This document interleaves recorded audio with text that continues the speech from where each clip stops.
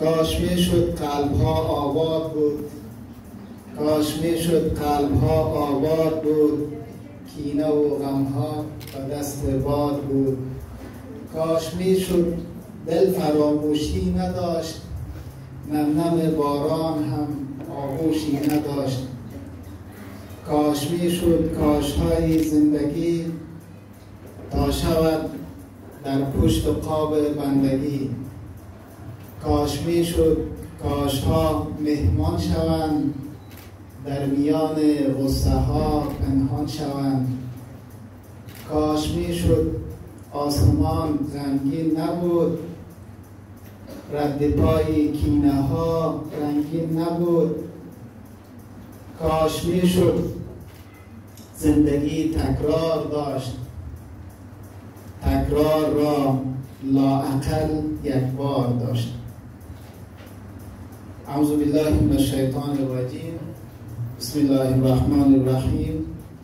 الحمد لله والصلاة والسلام على رسول الله وعلى آله و اصحابه و من والاه. اما بعد،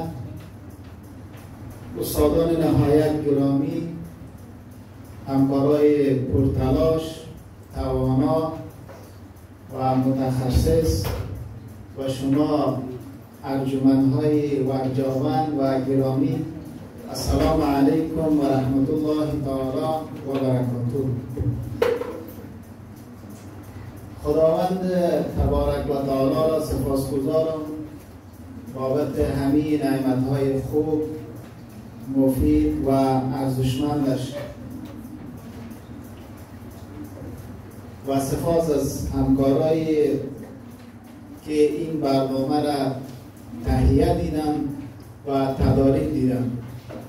جا دارد تشکری بکنم از دپارتمنت قابلگی، از همکارایشان، از مدیریت امور معاصرین و مدیریت اداری ما و از همه استادای معزز و معسل ممتاز ما و جناب قابله صاحب که واقعا موضوع خیلی خوبی را تهیه دیده بودن. واقعا موضوع عالی بود که امروز موضوعات خیلی ارزشمند و مفیدی را برای ما شما ارائه کردن.